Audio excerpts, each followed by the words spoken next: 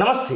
తెలంగాణ రాష్ట్ర వ్యాప్తంగా బీసీ కులగణనకు సంబంధించినటువంటి అంశంలో రాష్ట్ర ప్రభుత్వం అసెంబ్లీ వేదికగా ప్రవేశపెట్టినటువంటి ఆ నివేదిక పైన మిశ్రమ స్పందన అయితే వస్తూ ఉంది. కొంతమంది ఈ యొక్క నివేదిక తప్పుల తడకగా ఉంది, ఖచ్చితంగా మరొకసారి ఆ యొక్క నివేదికను పునఃసమీక్షించాల్సినటువంటి అవసరం ఉందని చెప్తున్నాయి. మరికొంతమంది మాత్రము ఏదోలా మొత్తానికైతే 110 ఏళ్ల తర్వాత బీసీలకు సంబంధించినటువంటి ఒక డేటాను అయితే ప్రభుత్వం రేవంత్ రెడ్డి సర్కార్ తీసుకొచ్చిందనేటువంటి ఆనందాన్ని అయితే వ్యక్తం చేస్తున్నటువంటి పరిస్థితి. మనతో పాటుగా మాట్లాడడానికి ఈ యొక్క నివేదిక రావడానికి దాదాపుగా ఉన్నటువంటి ఉమ్మడి 10 జిల్లాల వ్యాప్తంగా కూడా తిరిగినటువంటి బీసీ కమిషన్ సభ్యురాలు బాలలక్ష్మి మనతో పాటుగా ఉన్నారు.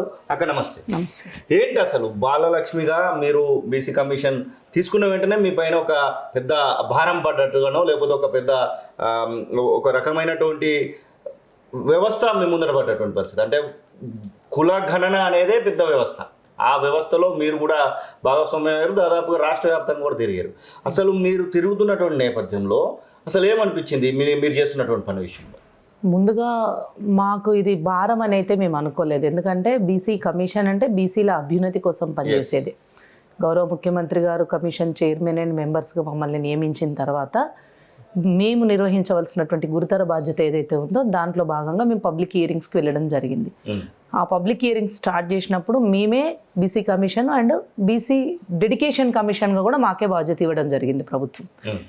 సో ఒక ఉమ్మడి 5 జిల్లాలు తిరిగిన తర్వాత మాకు అనివార్యంగా ఆర్ కృష్ణయ్య గారు కోర్టులో కేసు వేయడం వల్ల వాళ్ళు కొత్త డెడికేషన్ కమిషన్ని అపాయింట్ చేసిండ్రు. అప్పుడు మళ్ళీ మేము బ్రేక్ తీసుకొని మళ్ళీ మా యొక్క టాపిక్ని మార్చి మేము మిగతా 5 జిల్లాలని మేము పర్యటించాల్సిన పరిస్థితి వచ్చింది. అయితే ఇటువంటి సందర్భంలో మొదట మేము 5 జిల్లాలు తిరిగినప్పుడు డెడికేషన్ కమిషన్ హోదాలో తిరిగాం. అంటే వాళ్ళ సామాజిక రాజకీయ పరిస్థితులు, వాళ్ళకు ఎటువంటి రిజర్వేషన్స్ ఎట్లా ఇవ్వాలి అనేది, వాళ్ళ పరిస్థితులు ఎలా ఉన్నాయి అనేది ప్రధాన ఎజెండా. తర్వాత మళ్ళీ వాళ్ళకు ఉన్నటువంటి స్థితిగతులు, పరిస్థితుల మీద మేము వాళ్ళకు ఒక రాజకీయ రిజర్వేషన్లు మినహాయించి మిగతా అన్ని అంశాల పట్ల ఒక అవగాహన కల్పించుకునే విధంగా మేము వెళ్ళటం జరిగింది. ఆ వెళుతున్నటువంటి క్రమంలో ఉమ్మడి 10 జిల్లాలలో మేము ఎటువంటి ఎజెండాతో వెళ్ళినప్పటికీ కూడా ప్రజలు ఎవరైతే బీసీ కులాలకు సంబంధించినటువంటి వ్యక్తిగతంగా వచ్చిన వాళ్ళు ఉన్నారు, కుల సంఘాలుగా వచ్చినటువంటి వాళ్ళు ఉన్నారు, వివిధ సంఘాలు ఏర్పాటు చేసుకున్నటువంటి ఎంప్లాయీస్ యూనియన్స్గా ఉన్నటువంటి వాళ్ళు ఉన్నారు, వివిధ పార్టీలకు సంబంధించిన వాళ్ళు వచ్చిండ్రు, కాంగ్రెస్, బీఆర్ఎస్, బీజేపీ, వివిధ లెఫ్ట్ పార్టీలకు సంబంధించిన వాళ్ళు, బీఎస్పీకి సంబంధించి చాలా, అంటే పార్టీలుగా ఉన్నవాళ్ళు, సంఘాలుగా ఉన్నవాళ్ళు, వ్యక్తులుగా ఉన్నవాళ్ళు అందరూ కూడా రావటం జరిగింది.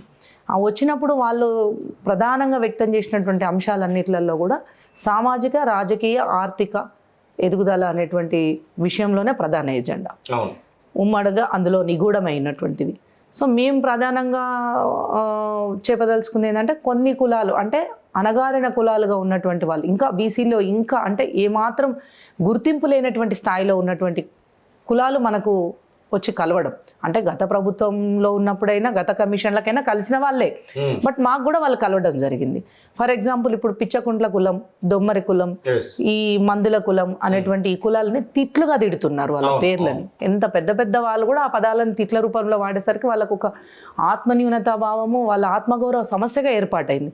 వాళ్ళు వచ్చి ఈ కులం పేరు మార్చాల్సిందిగా, అంటే ఆల్రెడీ వంశరాజాన్ని వాళ్ళకి ఇవ్వడం జరిగింది పిచ్చకుంట్ల కులానికి, మధ్యలో బ్రాకెట్లో ఈ కులం పేరు ఉండడం, దాన్ని తొలగించమని వచ్చారు. ఇట్లా ఈ రకంగా వాళ్ళ ఆత్మగౌరవ సమస్య, ఎందుకంటే వాళ్ళ పిల్లలు స్కూల్స్లో, కాలేజెస్లో, అంటే వాళ్ళ తాత ముత్తాతల కాలంలో వాళ్ళు చదువుకోలేకపోయినరు, వాళ్ళ పిల్లలు చదువుకునేటప్పుడు ఈ పేరుతో ఉండేసరికి సమాజంలో వాళ్ళకు ఒక ఇబ్బందికరమైన వాతావరణం ఏర్పడ్డది. ఇట్లా కులాల మార్పు, అంటే పేర్ల మార్పుకు సంబంధించి, అలాగే కొన్ని కులాలు ఇప్పుడు రజక కులము, కుమ్మరి కులము, ఇట్లాంటి కులాలు కొన్ని పేరుని సినానియంగా కొత్త పేరుని యాడ్ చేయమని చెప్పేసి వాళ్ళు, దోబి అని రజక కులం వాళ్ళు, ప్రజాపతి అని చెప్పి కుమ్మరి కులం వాళ్ళు, ఇట్లాంటి కొన్ని కులాలు అట్లా పేర్లు అడగటం జరిగింది. వీటితో పాటు ప్రధానంగా మాకు వచ్చిన అంశాలలో ఇప్పుడు బీసీలకు సంబంధించి ప్రమోషన్స్లలో రిజర్వేషన్ లేదు. ప్రమోషన్స్లో రిజర్వేషన్ లేకపోవడం వల్ల బీసీ ఎంప్లాయీస్, బీసీ లీడర్స్ కూడా వచ్చి అడగడం జరిగింది. అలాగే బీసీల మీద పెడుతున్నటువంటి అట్రాసిటీ కేసుల విషయంలో ఎస్సీ ఎస్టీలు పెడుతున్నటువంటి అట్రాసిటీ కేసులు ఎక్కువ బీసీల మీదనే అయిపోతున్నాయి. మరి మా కులాలను కూడా రారాపోరా అన్నట్టుగానే మాట్లాడతారు కదా, గమ్లోడ, చాలోడ, కుమ్మరోడ అని ఇట్లా అంటారు కదా మమ్మల్ని, మరి మేమెందుకు పెట్టకూడదు అట్రాసిటీ కేసు? మాది కూడా ఆత్మగౌరవ సమస్యే కదా, మాకు కూడా అట్రాసిటీ కేసు కావాలి అనేటువంటి విధంగా ఒకటి. చదువులో, విద్య పరంగా, ఉద్యోగాల పరంగా ఇవాళ వాళ్ళకు ఆర్థికంగా నిలదొక్కుకోవడానికి కార్పొరేషన్స్ ఫెడరేషన్స్ ఏర్పాటు చేసి నిధులు సమకూర్చే విషయంలో, రాజకీయంగా రావాల్సినటువంటి రిజర్వేషన్ల విషయంలో ఇలా ఒక్కొక్క అంశాన్ని మా ముందు వాళ్ళు రిప్రజెంటేషన్స్కి ఇవ్వడం జరిగింది. ఇలాంటి అంశాలన్నింటినీ కూడా మేము ఉమ్మడి 10 జిల్లాలు తిరిగినప్పుడు వాళ్ళ నుంచి మేము తెలుసుకున్నటువంటి సమాచారం. ఇప్పుడు తెలుసుకున్న సమాచారాన్ని బీసీ కమిషన్ మళ్ళీ మేము కూర్చొని ప్రథమంగా కులాల పేరు మార్పిడి ప్లస్ సినానియంగా పెట్టవలసిన పేర్లకు సంబంధించి మళ్ళీ ఒక కొత్త నోటిఫికేషన్ ఇచ్చి మొన్న జనవరి 2025 మొన్న జనవరి 18వ తారీఖు వరకు మేము మళ్ళీ ఒక 8 కులాలకు సంబంధించిన పేర్ల మార్పు ప్లస్ పేర్లు సినానియంగా ఆడేవాటి వాళ్ళ నోటిఫికేషన్ ఇచ్చి పిలవటం జరిగింది. మీరు చేసినటువంటి మొత్తాన్ని కూడా ప్రభుత్వం ముందు కూడా ఉంచేటువంటి ప్రయత్నం చేస్తారు, ముఖ్యమంత్రి ముందు. అలాగే మీరు అవసరమైతే గవర్నర్కి ఏమైనా లేఖలు రాయాల్సి వస్తే గవర్నర్ కూడా అంటే మేము ముఖ్యమంత్రి ఎట్లా స్పందించారు? ఇప్పుడు మీరు కొన్ని కులాలను మార్చాల్సినటువంటి అయితే ఇప్పుడు ఇప్పటి వరకు మేము ముఖ్యమంత్రి గారితో మీట్ అవ్వలేదు. డిప్యూటీ సీఎం గారితో కలిసి మేము ఇలా తిరిగాము, మాకు ఇలాంటి సమస్యలు మాకు చెప్పడం జరిగింది. సో వాటి పట్ల మనం కొంత అవగాహన కలిగింది కాబట్టి మీరు ఈ సమస్యలు పరిష్కరించడానికి ముందుకు రావాల్సిందిగా మేము ఫస్ట్ బీసీ మినిస్టర్ గారు పొన్నం ప్రభాకర్ గారిని కలిసాం. మేము తర్వాత డిప్యూటీ సీఎం గారిని కలిసాం. తర్వాత సీఎం గారిని కూడా కలిసి ఈ నివేదిక ఇస్తాం. ఎందుకంటే ఇప్పుడు క్యాస్ట్ సర్వేకి సంబంధించినటువంటి అంశాలు క్యాబినెట్ భేటీ, సబ్ కమిటీ భేటీ, అసెంబ్లీ జరుగుతుంది కాబట్టి ఇవన్నీ జరుగుతూ ఉన్న క్రమంలో మేము కూడా సమయం చూసి వారిని కలిసి వారికి కూడా మేము ఈ ఉమ్మడి 10 జిల్లాలు పర్యటించిన తర్వాత వచ్చిన నివేదికని వారికి కూడా సమర్పించి ఈ డిమాండ్స్ వాళ్ళ నుంచి వచ్చినాయి, వాళ్ళ పరిస్థితులు ఇలాగ ఉన్నాయి అనేటువంటి విషయాన్ని చెప్పదలుచుకున్నాం. దీనితో పాటుగా వాళ్ళ పరిస్థితులు స్థితిగతులని ఫీల్డ్ మీదకి ఇప్పుడు పబ్లిక్ హియరింగ్ కండక్ట్ చేసి డిస్ట్రిక్ట్ హెడ్ క్వార్టర్స్లో కలెక్టరేట్స్లలో వాళ్ళని మన దగ్గరికి పిలిచాం. ఇప్పుడు మేము ఫీల్డ్లోకి వెళ్తాం, ప్రజల దగ్గరికి వెళ్తాం. ఈ నిమ్న కులాలు, ఈ సంచార జాతులు, ఈ సామాజిక రాజకీయ ఆర్థిక వెనుకబాటుతనాన్ని, విద్యాపరంగా వెనుకబాటుతనాన్ని చూస్తున్నటువంటి ఆ కులాల దగ్గరికి, ఆ ప్రజల దగ్గరికి, వివిధ వృత్తి కులాల వాళ్ళ దగ్గరికి, సంచార జాతుల వాళ్ళ దగ్గరికి కూడా మేము ఫీల్డ్ విజిట్కి వెళ్ళబోతా ఉన్నాం. అట్లా వెళ్ళినప్పుడు కూడా మాకు ఇంకా కొంత సమాచారం అనేది మాకు రావడం జరుగుతుంది. అప్పుడు ఇంకా సమాచారాన్ని క్రోడీకరించి ముఖ్యమంత్రి గారికి మేము సమర్పిస్తాం. రాజకీయ పరంగా మీరు అబ్జర్వ్ చేసిన కాడికి బీసీ రిజర్వేషన్ వచ్చినటువంటి ప్లేసులలో ఓకే ఖచ్చితంగా బీసీ కావాల్సింది కాబట్టి బీసీ అయిపోతారు. జనరల్ కేటగిరీ దానిలో బీసీలు సర్పంచ్లు అయినటువంటివి, బీసీలు రాజకీయంగా ఎంపీటీసీ జెడ్పీటీసీ అయినటువంటి స్థానాలు ఏమైనా మీకు తారసపడ్డాయా? లేకపోతే జనరల్ అంటే అగ్రవర్ణాలే అట్లాంటి అట్లా ఏం లేదు. అంటే మేము పబ్లిక్ హియరింగ్ లో భాగంగా వచ్చినప్పుడు మాకు రిప్రజెంటేషన్ ఇచ్చినప్పుడు బీసీలకు కూడా పొలిటికల్ రిజర్వేషన్ ఇస్తే బాగుంటుంది, అందులో కూడా ABCDE అందరికీ అవకాశాలు వచ్చే విధంగా ఇస్తే బాగుంటుంది అనేది ప్రపోజల్ ఎక్కువగా వచ్చింది మాకు. ఇప్పుడు విద్యాపరంగా, ఉద్యోగాల పరంగా ఈ EWS కు సంబంధించిన సమస్య ఎదురైంది కదా, దాని గురించి ప్రధానంగా చెప్పడం జరిగింది. దాని తర్వాత ఈ క్యాస్ట్ల వాళ్ళు జనరల్ కేటగిరీలో మనం చేయాలి, ఎందుకంటే SC STలకు ఉన్నటువంటి పరిస్థితే ఉంటుంది. ఈ లోకల్ బాడీస్లో బీసీలో కూడా రిజర్వేషన్ ఉంటుంది. కాకపోతే ఏంటంటే ఈ రిజర్వేషన్లు ఇచ్చే క్రమంలో 50% క్యాప్ ఉంది కదా, దానికి లోబడే చేయడం జరిగింది. జనరల్ కేటగిరీలో కానీ మనకు ఇప్పుడున్నటువంటి పరిస్థితుల్లో అంటే మనకు లోకల్ బాడీ ఎన్నికలు కాకుండా, మున్సిపల్ ఎన్నికలు కాకుండా మనకి ఇప్పుడున్నటువంటి పరిస్థితులలో అసెంబ్లీలో, పార్లమెంట్లో వెళ్ళాల్సినటువంటి వాళ్ళకు కూడా రిజర్వేషన్స్ బీసీలకు కావాల్సిందే అనేటువంటిది కూడా వాళ్ళు లేవనెత్తినటువంటి అంశం. సో ఎక్కడ సర్పంచులు, ఎంపీటీసీలు ఎవరైనా అనేదాన్ని మేము సేకరించలేదు. వాళ్ళు మన దగ్గరికి పబ్లిక్ హియరింగ్లో భాగంగా మన దగ్గరికి వచ్చినప్పుడు లోకల్ బాడీస్లో ప్లస్ అసెంబ్లీ అండ్ పార్లమెంట్లో కూడా, చట్టసభల్లో కూడా మాకు రిజర్వేషన్ ఇవ్వండి, మేము కూడా చేయగలుగుతాము, మాకు కూడా నాయకత్వ లక్షణాలు ఉన్నాయి, మాకు ఆపర్చునిటీ కావాలి, ఈ సమాజంలో మేము దాదాపు 50% ఎబో ఉన్నాం, 55, 56 అనేది ఇప్పుడు మనకు లెక్క తేలింది. జనరల్గా ఎప్పుడు 60% అని మనం మాట్లాడుతూ ఉంటాం. SC ST బీసీలు కలిపి 85%, 90% ఉన్నారని మనం మాట్లాడుతూ ఉంటాం. 50 నుంచి 60% అనేది జనరల్గా ఇప్పటి వరకు మాట్లాడినాం. మనకి ఏది లెక్క తెలియనప్పుడు బీసీల కులగణన ఎప్పుడు చేయలేదు, ఇది చరిత్ర. ఇది ఏది మన ఈ తెలంగాణ రాష్ట్రంలో చేయడం, గౌరవ ముఖ్యమంత్రి వర్యులు వాళ్ళ మంత్రివర్గం అంతా కలిసి ఒక ప్రధానంగా అంటే అసలు ఇది నిర్వహించడం అనేది ఒక ప్రతిష్టాత్మకం. ప్రతిష్టాత్మకంగా ఒక చారిత్రాత్మకంగా చేసినటువంటిది. అందులో మేము కూడా భాగమై ఉండటము, అన్ఫార్చునేట్లీ మేము డెడికేషన్ కమిషన్ మాకు మిస్ అయిపోయింది కొన్ని పరిస్థితుల కారణంగా. మేము ఇందులో భాగమై ఉండడం, కమిషన్లో భాగమై ఉండడము, ఇప్పుడు బీసీల స్థితిగతులు అన్నప్పుడు ఆటోమేటిక్గా రాజకీయ స్థితిగతులు కూడా వస్తాయి మనకు. సో వీటన్నిటి సుప్రీంకోర్టు ఆర్డర్లో, హైకోర్టు ఆర్డర్లో వాటికి లోబడి మనం పనిచేసేటువంటి క్రమంలో ఈ ప్రభుత్వం తీసుకున్నటువంటి నిర్ణయంలో మేము భాగస్వాములు అవ్వడం మాకు ఒక హైకోర్టు చెప్పిన తర్వాత ఒక డెడికేటెడ్ కమిషన్ అయితే ఇక్కడ వేయడం జరిగింది. డెడికేటెడ్ కమిషన్ ఇప్పుడు ఉన్నటువంటి బీసీ కమిషన్ సలహాలు, సూచనలు, అలాగే మేము ఒక సహాయ సహకారాలు ఏమైనా తీసుకుంటూ పనిచేసిందా, లేకపోతే అది సపరేట్ మీరు సపరేట్ గా పోవాల్సినటువంటి? అయితే వాళ్ళు డెడికేషన్ కమిషన్ ఏర్పాటు అయిన తర్వాత మా కమిషన్ ఆఫీస్కే సార్ రావటం జరిగింది, చైర్మన్ గారు అండ్ సార్ సైదుల్ గారు కూడా రావటం జరిగింది. మేము 2 కమిషన్లు కూర్చొని కాస్త మేము మాట్లాడుకోవడం కూడా జరిగింది, ఒకరికొకరు సహకరించుకోవాలనేటువంటి విధంగా మేము మాట్లాడుకోవడం జరిగింది. ఇప్పటి వరకైతే ప్లానింగ్ డిపార్ట్మెంట్, గవర్నమెంట్ నియమించినటువంటి ప్లానింగ్ డిపార్ట్మెంట్ సర్వే నిర్వహించింది. ఆ రిపోర్ట్ అనేది డెడికేషన్ కమిషన్కి, బీసీ కమిషన్కి ఆ రిపోర్ట్ మా దగ్గరికి వచ్చినప్పుడు మళ్ళీ మేము కూర్చొని మాట్లాడుకునే అవకాశాలు ఉంటాయి. ఆ కూర్చొని మాట్లాడుకునే క్రమంలో ఎవరికి ఎంత రిజర్వేషన్ ఇవ్వాల్సి ఉంటుంది అనేటువంటి విషయాలను మేము చర్చించడం అనేది జరుగుతుంది. అప్పుడు మళ్ళీ ముఖ్యమంత్రి గారికి నివేదిక ఇవ్వడం జరుగుతుంది.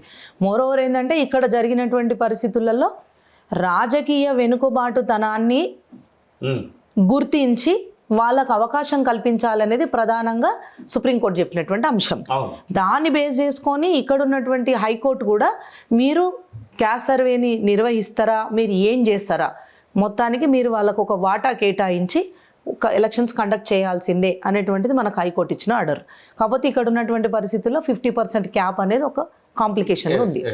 అంటే మీకు ఇప్పుడు తిరుగుతున్నటువంటి నేపథ్యంలో ఇంకా ఏదైనా ఫిర్యాదు అంటే మేము బీసీడీలో ఉన్నాము, మాకు బీసీలోకి గొల్ల వాళ్ళు ఉన్నారు, మేము రాజ్యాలు పట్టుకొని తిరుగుతూ ఉంటాము, మాకు గొర్రెలు వాడుతూ ఉంటాం, కానీ మేము బీసీడీలో కనబడతా ఉన్నాము, బీసీబీలోకో బీసీఏలోకి వేస్తే మాకు రిజర్వేషన్ పెరుగుతుంది, ఇట్లాంటి సిఫార్సులు ఏమన్నా ఉన్నాయి ఇందులో? ఇప్పుడు నేను ఇందాక చెప్పినట్టుగా పేరు మార్పిడి, పేరుకు సినానియము, అట్రాసిటీ కేసు, ఈడబ్ల్యూఎస్, సామాజిక గుర్తింపు, ఆర్థికంగా ఎదగడానికి ఇచ్చే అవకాశాలు, ఇవన్నిటి అంశాలతో పాటుగా గ్రూప్ చేంజ్కి సంబంధించి కూడా అడగడం జరిగింది. ఫర్ ఎగ్జాంపుల్ ఇప్పుడు గ్రూప్ డీలో ఉన్నటువంటి వాళ్ళకి ఉద్యోగ అవకాశాలు, చదువుకోవడానికి అవకాశాలు తక్కువ వస్తాయి.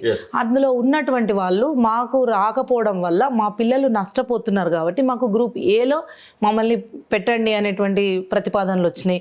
గ్రూప్ ఏలో ఉన్న వాళ్ళు కొంతమంది బీలకు రావాలని, బీలో ఉన్న వాళ్ళు ఏలకు పోదామని, అంటే వృత్తి కులాలు, సేవా కులాలు, సంచార జాతులు, ఇట్లాంటి కొంత ఫార్వర్డ్గా ఉన్నటువంటి వాళ్ళు, కన్వర్టెడ్ క్రిస్టియన్స్, అలాగే ముస్లిం మైనారిటీస్కి సంబంధించినటువంటి వాళ్ళు, ఈలో ఉన్నటువంటి వాళ్ళు, ఇప్పుడు బీలో దూదేకుల కులం ఉంటుంది, ఈలో కొన్ని ఉంటాయి, కొన్ని అసలు ఫార్వర్డ్ క్యాస్ట్లు సయ్యద్లు వాళ్ళు, అటువంటి వాళ్ళు ఓసీ కింద కన్వర్ట్ అయ్యి ఉంటారు. సో ఇట్లాంటి వాళ్ళు ఏం చేశారంటే వాళ్ళ ఆర్థిక పరిస్థితుల కారణంగా, వాళ్ళకు ఉన్నటువంటి పరిస్థితుల కారణంగా మమ్మల్ని ఈ గ్రూప్ నుంచి ఈ గ్రూప్కి మార్చమని చెప్పేసి మాకు అభ్యర్థనలు వచ్చినాయి. కాకపోతే అంటే అది కంప్లీట్గా కమిషన్ దాన్ని ఆలోచించి ఇప్పుడు వచ్చిన సమగ్ర కుల సర్వే ద్వారా వచ్చినటువంటి ఇన్ఫర్మేషన్లో వాళ్ళ సోషల్ ఫినాన్షియల్ బ్యాక్వర్డ్నెస్ మనకు కనపడుతుంది.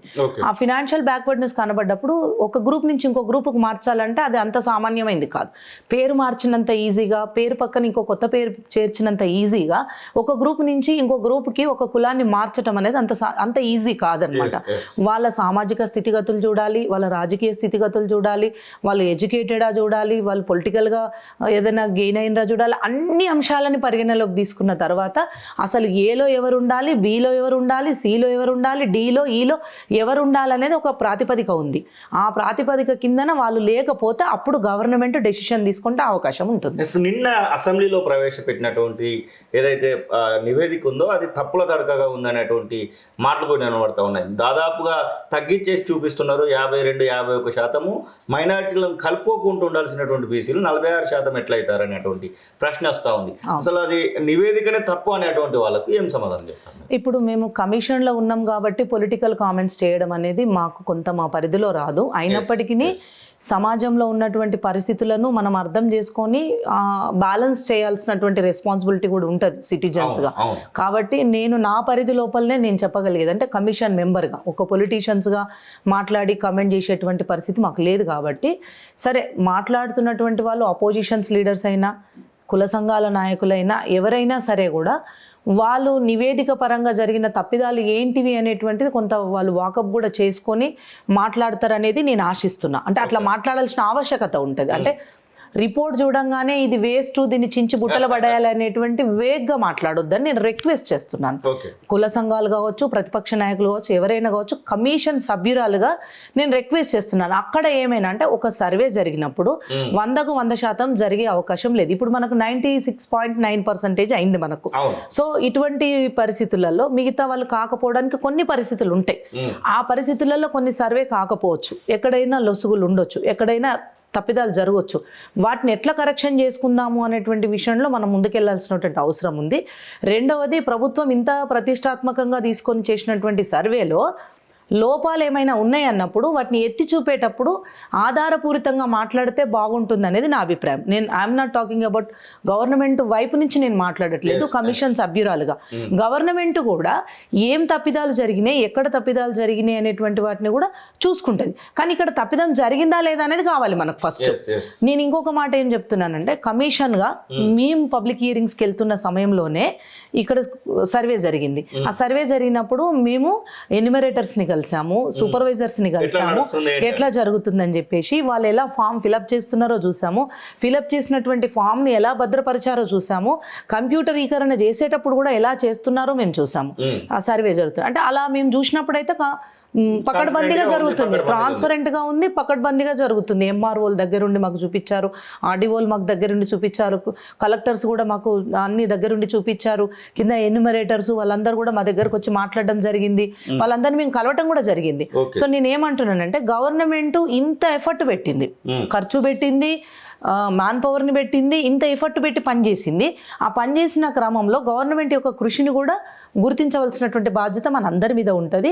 ఎట్ ద సేమ్ టైం ఏవైనా తప్పులు జరిగితే బాధ్యతాయుతంగా అపోజిషన్ లీడర్స్ అయినా కుల సంఘాల నాయకులైనా బాధ్యతాయుతంగా అసలు ఏం జరిగింది అనేది ప్రభుత్వం దృష్టికి తీసుకెళ్తే బాగుంటుందని నా అభిప్రాయం. ఎందుకంటే బీసీలకు రిజర్వేషన్స్ ఎలా కల్పించుకోవాలి గౌరవ ముఖ్యమంత్రి గారు నిన్న అసెంబ్లీలో మాట్లాడుతూ, మేము బిల్లు పెట్టాలి, మేము అది అమలు చేయాలి రిజర్వేషన్, ఒకవేళ మాకు ఏదైనా సహకారం రాకపోయినా మేము సీట్లు మీ పార్టీ పరంగా మేము ఇచ్చుకుంటాం అనేది వారు స్వయంగా చెప్పడం జరిగింది నిన్న అసెంబ్లీలో. సో ప్రభుత్వం ఎంత చిత్తశుద్ధితో ఉంది బీసీలకు రిజర్వేషన్ ఇవ్వడానికి అనేటువంటిది అందరం గుర్తించవలసినటువంటి బాధ్యత ఉంది. ఆ విషయంలో ఏమైనా ఇబ్బందులు ఉన్నప్పుడు కమిషన్గా మేము కూడా గవర్నమెంట్కి ఒక సిఫారసు చేస్తాం.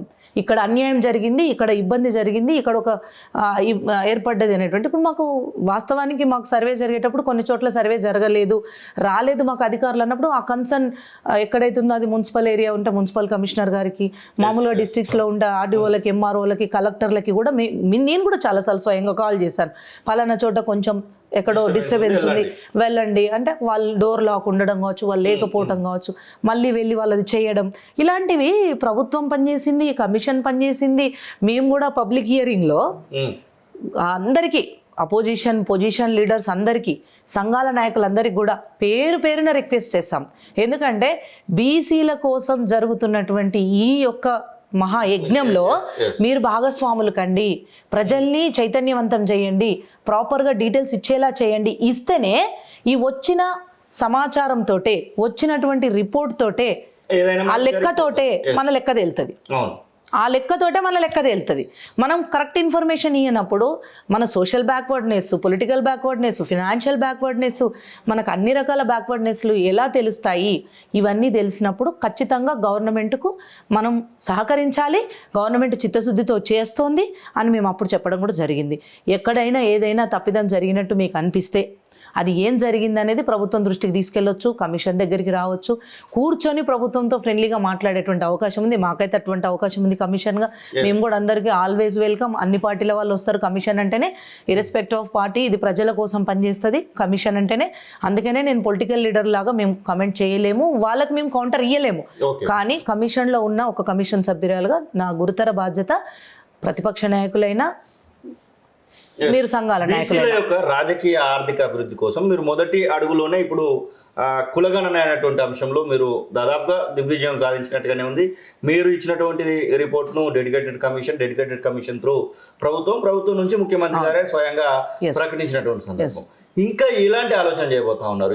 ఈ మిగిలినటువంటి మీ యొక్క సమయంలో నిరంజన్ గారి ఆధ్వర్యంలో చైర్మన్గా ఉన్నటువంటి, మీరు సభ్యురాలుగా ఉన్నటువంటి దానిలో మీరు నలుగురు కలిసి ఇంకా బీసీల కోసం ఏం ఆలోచన చేయాలి? ఇంకా బీసీల కోసం అంటే ఇప్పుడు మేము ఒక దఫా పబ్లిక్ హియరింగ్కి వెళ్ళినప్పుడు ఇందాక నేను చెప్పినట్టుగా వాళ్ళ పరిస్థితులు స్థితిగతులు వాళ్ళు మనకు వచ్చి చెప్పారు. నెక్స్ట్ టర్మ్ లో మేము ఏం చేయాలనుకుంటున్నాం అంటే పబ్లిక్ లోకి వెళ్తాం. ఇప్పుడు పబ్లిక్ లోకి వెళ్ళినప్పుడు ఎంపిక చేసుకుంటాం. సంచార జాతులను ఒక టర్ము, సేవా కులాలు ఒక టర్ము, ఈ వృత్తి కులాలను ఒక టర్ము, వాళ్ళని ఎంపిక చేసుకొని వాళ్ళ దగ్గరికి వెళ్ళి ఫీల్డ్ మీదకి వెళ్ళి వాళ్ళ స్థితిగతులు ఎలా ఉన్నాయి, వాళ్ళ పరిస్థితులు ఎలా ఉన్నాయి, ఎడ్యుకేషనల్గా, ఎంప్లాయ్మెంట్లా, సోషల్ స్టేటస్లో, వాళ్ళ ఫినాన్షియల్ స్టేటస్లో, పొలిటికల్ స్టేటస్లో అన్నీ మళ్ళీ ఒక్కసారి నేను రివైడ్ చేస్తున్నాను. ఇవన్నీ కూడా వీళ్ళ వాళ్ళ స్థితిగతులు ఈ పరిస్థితుల్లో ఎలా ఉన్నాయి అనేది మేము ఫీల్డ్కి వెళ్ళి వాటిని అంచనా వేసుకొని నివేదిక తయారు చేసి మళ్ళీ గౌరవ ముఖ్యమంత్రి గారికి, ప్రభుత్వానికి అందజేయడం జరుగుతుంది. అప్పుడు ఏమవుతుందంటే వాళ్ళు గవర్నమెంట్ ఒక డెసిషన్ తీసుకొని ఇప్పుడు పొలిటికల్ రిజర్వేషన్ ఇచ్చి బీసీలకు ఉన్న పొలిటికల్ బ్యాక్వర్డ్నెస్ నుంచి వాళ్ళని బయటకు తీసుకొచ్చి రాజకీయంగా వాళ్ళని ముందుకు తీసుకెళ్లేటువంటి ప్రయత్నం చేస్తున్న క్రమంలో సోషల్ బ్యాక్వర్డ్నెస్, ఫినాన్షియల్ బ్యాక్వర్డ్నెస్ను కూడా పికప్ చేసుకునే ఛాన్స్ ఉంటుంది. అన్ని ఎట్ ఏ టైం జరిగినప్పుడు గ్రోత్ అనేది కంపల్సరీ వస్తుంది. ఎందుకంటే ఎక్కువ శాతం సమాజంలో ఎక్కువ శాతం ఉన్నటువంటి బీసీ కులాలకు, అందుట్లో అణగారిన కులాలకి వాళ్ళందరికీ న్యాయం జరుగుతుంది. వీళ్ళతో పాటు మిగతా కులాలకు కూడా న్యాయం జరుగుతుంది. అంటే ఈ ఎస్సీ కమిషన్ నుంచి వెళ్ళి నిన్న దానిలో ప్రవేశపెట్టిన దానిలో వర్గీకరణ అంశానికి సంబంధించి అది మీ ముందట ఒకసారి ప్రస్తావిస్తున్నాను. దానిలో ఒక అంశం స్పష్టంగా కనబడుతుంది. ఒకసారి ప్రభుత్వ ఉద్యోగం సాధిస్తే వారి కొడుకులకు, బిడ్డలకు, ఎలాంటి వారికి కూడా ఈ యొక్క రిజర్వేషన్ అప్లై కాకూడదు అనేటువంటి ప్రతిపాదన అనేది కనబడతా ఉంది. దాని విషయంలో చాలా వరకు పాజిటివ్గా కూడా, అంటే అది కరెక్టే కదా, ఇంకా ఎన్ని తరాలు ఈ యొక్క వర్గీకరణను లేకపోతే ఈ యొక్క రిజర్వేషన్ను స్వీకరిస్తూ వస్తాయి, ఒకసారి ప్రభుత్వ ఉద్యోగం వస్తే వాళ్ళకి వస్తుంది. అట్లా బీసీలలో ఏమన్నా ప్రతిపాదన, బీసీ కమిషన్ ఇప్పుడు ఉన్నటువంటి మీ బీసీ కమిషన్ బాడీ నుంచి వెళ్ళి ప్రభుత్వానికి పెట్టబోతున్నారా? అంటే ఇప్పటి వరకు అయితే అలాంటి ఆలోచన ఏం చేయలేదు. అంటే భవిష్యత్తులో ఏదైనా చేయవలసి వస్తే చైర్మన్ అండ్ మెంబర్ సెక్రటరీ కూర్చొని సమాలోచన చేసిన తర్వాతనే ఈ విధంగా ముందుకెళ్ళడం జరుగుతుంది. అంటే ఇప్పటికే ఆల్రెడీ బీసీలకి ప్రమోషన్స్ విషయంలో రిజర్వేషన్స్ లేవు. క్రిమీ లేయర్ అనేది బీసీలకు తప్ప ఇంకెవరికి అప్లై చేయట్లేరు. ఆల్రెడీ బీసీలకు అన్ని అబ్స్ట్రాక్ట్స్ ఉన్నాయి, ఇక్కడ హార్డిల్స్ ఉన్నాయి వీళ్ళకు.